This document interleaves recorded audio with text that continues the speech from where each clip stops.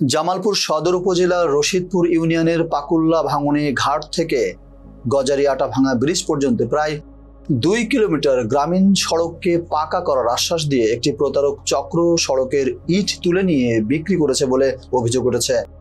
ফলে চরম ভোগান্তিতে পড়েছেন কয়েক গ্রামের হাজারো মানুষ। স্থানীয়দের অভিযোগ, প্রায় 2 মাস আগে ঠিকাদার পরিচয়ে কিছু ব্যক্তি সড়কটি শীঘ্রই পাকা করা হবে বলে জানিয়ে ইট খুলে নেয়। পরে জানা যায় ওই সড়ক পাকাকরণে স্থানীয় সরকার প্রকৌশল অধিদপ্তর কোনো প্রকল্প গ্রহণ করেনি। লাইফে কোনো কিছুর গ্যারান্টি নাই, তাই ইন্স্যুরেন্স করুন সিটি ব্যাংকে, কারণ ইন্স্যুরেন্স করলে সিটিতে সুরক্ষা পাবেন নিশ্চিন্তে।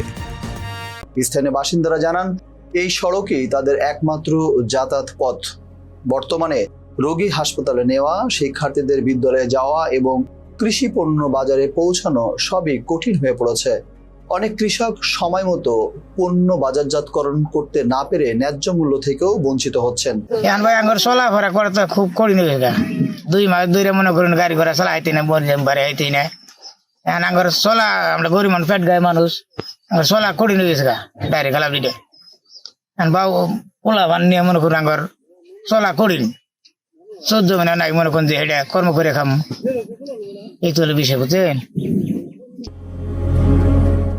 শিক্ষার্থীরা জানায়, যানবাহন চলাচল বন্ধ থাকায় তাদের দীর্ঘ পথ হেঁটে বিদ্যালয়ে যেতে হচ্ছে। এতে সময় ও শ্রম দুটোই বেশি লাগছে। আমাদের এই গজারিয়াটার যে রাস্তাটা দেখতে পারতেছেন, এটাতে ইটের সোলিং ছিল। কিছুদিন পূর্বে আমাদেরকে বলা হলো এই রাস্তাটা পাকা করা হবে, ইটগুলো নিয়ে বিক্রি করে ফেলা হয়। এখন রাস্তার যে অবস্থাটা হয়েছে, এখান দিয়ে হাঁটা চলার কোনো অবস্থা নাই।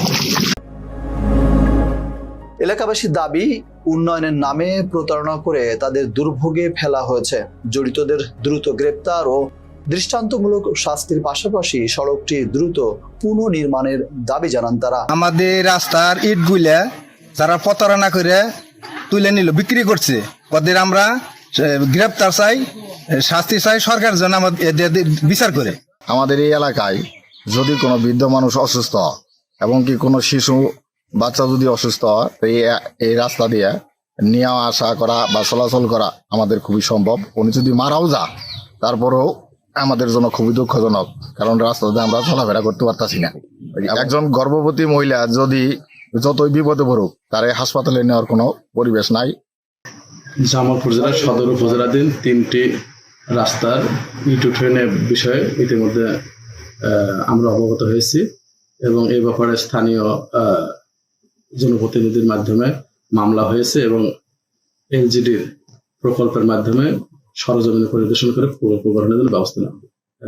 এবং ওই সংশ্লিষ্ট 3টি রাস্তায় এলজিডির চলমান কোনো প্রকল্প চলমান নাই। পরবর্তীতে আমরা সরজমিনে পরিদর্শন করে প্রকল্প গ্রহণের ব্যবস্থা নেব। এর দ্বারা এলাকার সাধারণ মানুষের দুঃখ দুর্দশা লাভ করবে। জামালপুর এলজিইডি নির্বাহী প্রকৌশলী রজদিদ আহমেদ জানান, সদর উপজেলার 3টি সড়ক থেকে ইট তুলে নেওয়ার ঘটনায় স্থানীয় জনপ্রতিনিধির মাধ্যমে মামলা করা হয়েছে।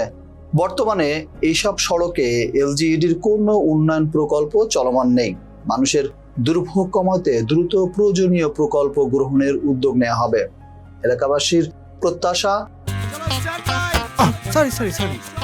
লাইফে কখন কি হয় গ্যারান্টি আছে, তাই ইন্স্যুরেন্স করুন সিটি ব্যাংকে, কারণ ইন্স্যুরেন্স করলে সিটিতে সুরক্ষা পাবেন নিশ্চিন্তে।